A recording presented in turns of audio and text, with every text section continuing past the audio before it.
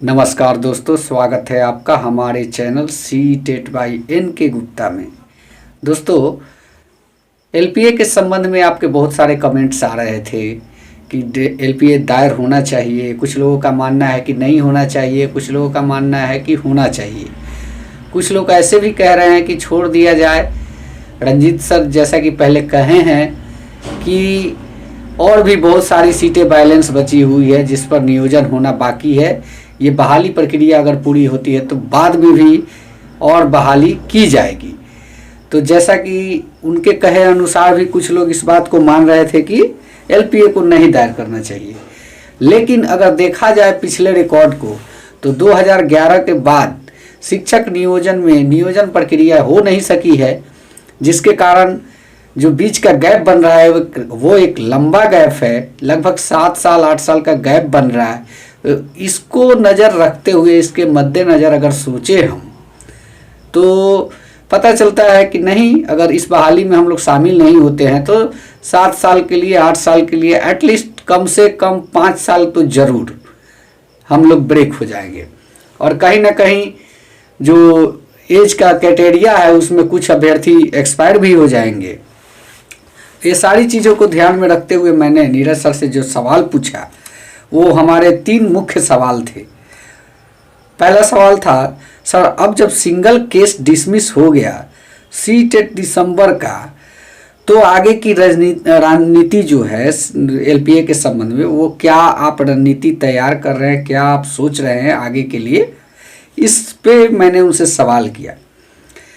Double bench में case को ले जाते हैं तो कौन सा मुद्दा रखा जाएगा? अगर सीटेट केस जो है, जो फैसला आया वो हम लोग के पक्ष में नहीं आया, अगर हम डबल बेंच में जाते हैं तो कौन सा मुद्दा रखा जाएगा? कैसे आपके द्वारा जीत की गारंटी दी जा रही है? क्योंकि उनका एक वीडियो मैं देखा था तो उसमें उन्होंने बताया है कि जीत आप लोगों की सुनिश्चित है। तो कहने का मतलब है कि एक प्रकार से कहा जाए तो ये गारंटी वाली बात हुई। इस सवाल को भी मैंने प्रमुखता से उनसे पूछा। और तीसरा सवाल जो उनका था, मेरा जो था, सीटेट अभ्यर्थियों को एलपीए के लिए अब क्या करना चाहिए? ये सारे सवालों का जवाब जब मैंने उनसे पूछा और जानना चाहा, तो उन्होंने लगभग सभी सवालों के जवाब जो है संतोषजनक तौर पे दिया।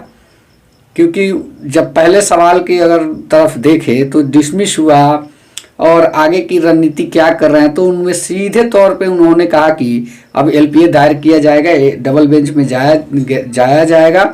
क्योंकि बहुत सारी चीज़ों पर डिटेल उन्होंने बताया इस संबंध में हमको। और डबल बेंच में केस जाता है तो कौन सा मुद्दा रखा जाएगा, ये मुद्दे की जानकारी भी उन्होंने बहुत ही शालीनतापूर्वक दी। जैसे मान लीजिए कि बीच में जो है प्राइमरी स्कूल में शिक्षक की कमी है, जैसा कि सभी जानते हैं। इसके बावजूद भी सीट जो है खाली पड़ी हुई है। तो ये सारी चीज़ों को ध्यान में रख के अगर गवर्नमेंट चाहती है कि सीटेट दिसंबर को भी लिया जाए तो कहीं से भी गलत नहीं है, ले सकती है अगर गवर्नमेंट चाहे तो।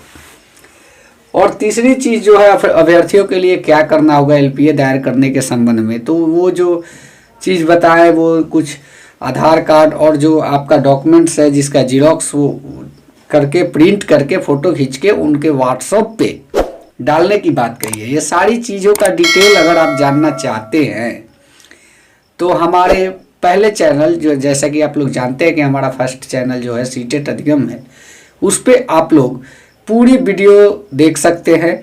और जो उनके द्वारा डिटेल बातें कही गई है, लगभग 10 मिनट का वीडियो है, उसको आप लोग पूरा देखें तो आप लोग को सारी सच्चाई मालूम पड़ेगी।